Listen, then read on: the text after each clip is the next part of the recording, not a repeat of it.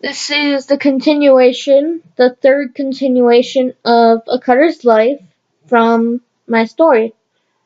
Hope you guys enjoyed the first two and hope you guys enjoy this. I'm gonna start from the last paragraph I read in the other video as well. When Susie heard that Cindy was being admitted, she never left her side and refused to leave her side. Susie refused to go home, so the doctors finally agreed to let her spend the night with Cindy. Cindy was glad that someone was there with her all night because she needed the support in the middle of the night. The middle of the night is where she struggled to avoid cutting the most.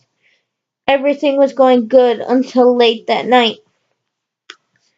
Cindy was not able to sleep that night. Susie was too nervous to fall asleep, so they stayed up and talked the whole time. All was good until Cindy's wrist started to hurt again. Susie noticed that Cindy's wrist was changing to purple again. Cindy's nerves were acting up again, and Susie could tell that she had to do something. Cindy didn't want to call the nurse in the room because she knew what was happening. She knew that the urge was coming back again. Susie had some Sharpies in her purse, and she remembered what she had seen on the computer a while back. She saw a small picture that was on her screen as an advertisement. It was a picture of a girl's wrist and a small butterfly drawn on it. The ad said help spread cutting awareness at the top, and at the bottom it had a poem that she wrote down.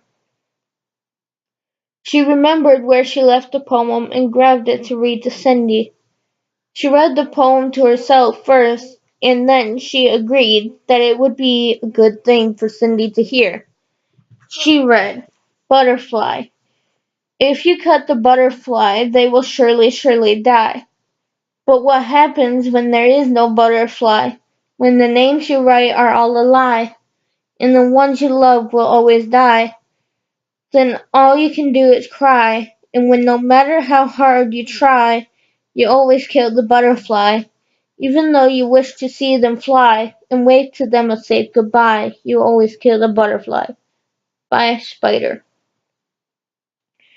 That poem made Cindy cry. She knew that Susie had Sharpies with her, and asked to borrow them. Susie handed Cindy all the Sharpies she had with her. Cindy started to uncap one of Susie's Sharpies and draw a butterfly on her wrist. As Cindy did that, Susie realized that Cindy's wrist started to go back to normal color again. Susie and Cindy were both amazed as they realized that. Her urge to cut also went away. Both the girls were extremely happy. Cindy realized that drawing a butterfly on her wrist will stop the urge. So every time she had the urge to cut, she drew a tiny butterfly on her wrist. The doctor came in the next morning to see how Cindy was doing, and seeing that she was laughing again. The doctor was so amazed to see her laughing again, instead of shaking or sleeping.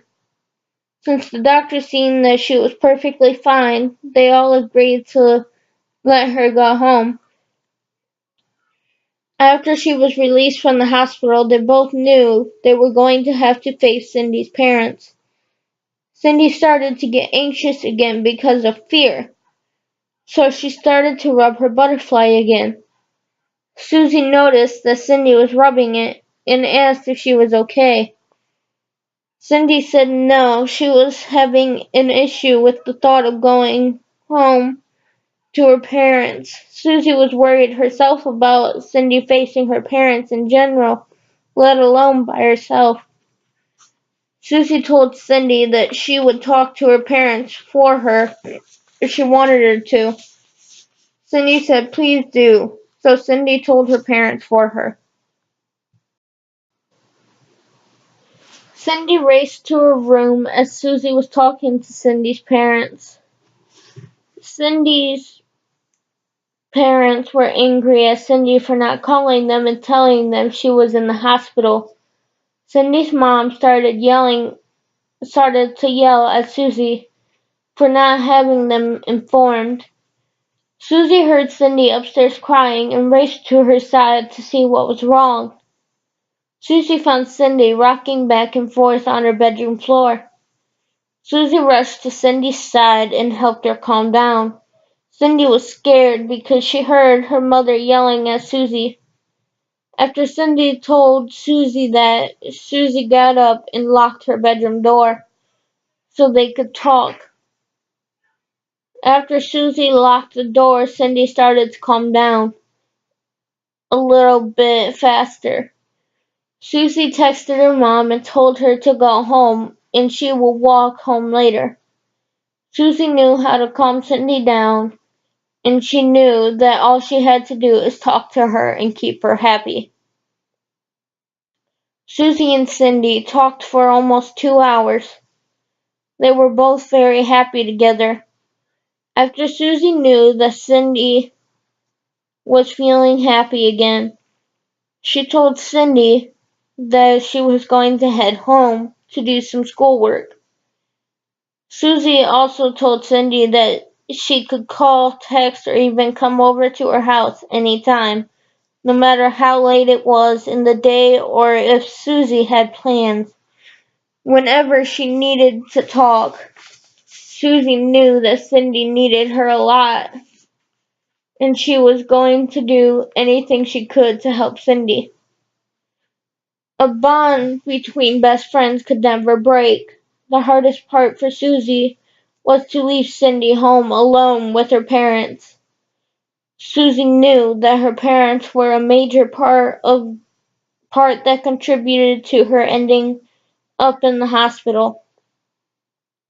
Susie's mom already promised that it would be okay for Cindy to come over any time. Cindy knew how much Susie and her mom cared about her. Cindy greatly appreciated everything they are doing for her, and Susie knew that without her saying it because she could tell by Cindy's reactions. After Susie left, Cindy grabbed her phone and started to text Susie to make sure that she was okay. Even though Susie just went out the door, she smiled when she received the first text from Cindy. Susie thought it was sweet that Cindy was doing that. Susie replied back to her, "I'm fine, Cindy. Is everything going okay for you?" Which made Cindy laugh. It was good that Cindy was still happy. Cindy responded and said yes, everything was fine. Cindy was okay because her mom did not come up to her room yet. She knew that her mom was going to come up to her door. Cindy was glad that Susie told her to lock her bedroom door after she left, because her mom will not be able to come in her room with the door locked. Susie knew that all Cindy's mom was going to do is yell at her. Susie was very observant. It came in handy when it comes to Cindy's mom. Cindy needed Susie's help more than ever. It really helped Cindy's mental and emotional health to have a friend like Susie. It is always hard to get a friend that cared about her as much as Susie does. No one ever cared about Cindy as much as Susie does. Susie never had a friend like Cindy. Susie was never as close to anyone as she was to Cindy. It would probably kill Cindy to lose Susie. It would also kill Susie to lose Cindy. They were really close to each other, and they could never be separated from each other. Later that same night, around 2 a.m., Cindy was woken up by her mom yelling at her through the door. Cindy's nerves were already up for no reason. So she rushed to grab her cell phone because she remembered what Susie said. So Cindy grabbed her phone and called Susie. Susie answered her phone because she seen that it was Cindy. Cindy told Susie that she needed help because her mom was yelling at her again. Susie fully woke up after Cindy said that. She got up out of her bed and told Cindy that she would be over to her house in a few minutes. Susie got up and went to her mom's bedroom and woke her mom up to tell her that she was heading to Cindy's house. Susie got up, put her shoes on, and grabbed her jacket. She locked the door and ran to Cindy's house. She rushed to Cindy's house and went inside and straight up to Cindy's room. Cindy's mom was mad that Cindy let Susie in her room and closed her door after she was in the room. Susie knew that Cindy needed her help. Susie seen Cindy's face and she seen that she was crying again. Susie wrapped her arms around Cindy to comfort her. Cindy really needed Susie to help her because her stress and nerve levels were way up. Susie had Cindy lay down on her lap while she tried to calm her down. Susie rubbed Cindy's back to calm her down. Susie also noticed that Cindy started to shiver. Susie grabbed Cindy's blanket and pulled it over Cindy to keep her warm. Cindy had trouble stopping her shaking. Susie knew that she had the same issue that sent her to the hospital last time. She was dehydrated and having an anxiety attack last time. She couldn't handle the yelling right now. It was about to send her to the hospital again. She told Cindy to lay down on her bed for a little bit. Susie told Cindy she was going to try and talk to her mom because she was still yelling at Cindy's door. She told Cindy's mom that she needed to stop. Susie knew that Cindy couldn't handle all the yelling. She was about 5 minutes away from having to go to the hospital again. Susie went outside the door and told Cindy's mom that unless she wanted Cindy back in the hospital, she had to stop yelling at her. Then she went back in and locked Cindy's bedroom door. She went back to sit next to Cindy and have her lay back on her lap. Susie started to rub Cindy's back and calm her down. Susie started to say the poem that she said while she was in the hospital with her. Susie remembered how much it helped Cindy in the hospital and figured it might help her now. As Susie said the poem to Cindy, she started to stop shaking as bad.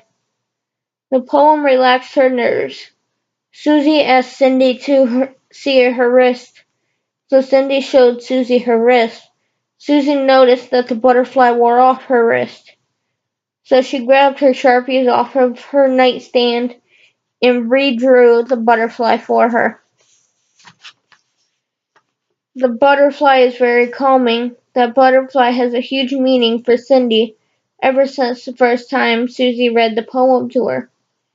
The poem stopped her from cutting. It was really hard for her to make that change in her life. Cindy started to relax more after she heard the poem. The butterfly on her wrist is what kept her calm. The nerves in her body started to relax. Susie was glad that Cindy was calm again. The poem and the butterfly were the only thing that calmed Cindy down other than knowing that she had a friend like Susie to help her out.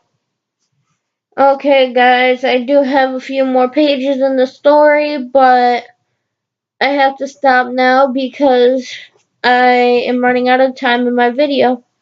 Hope you guys enjoyed.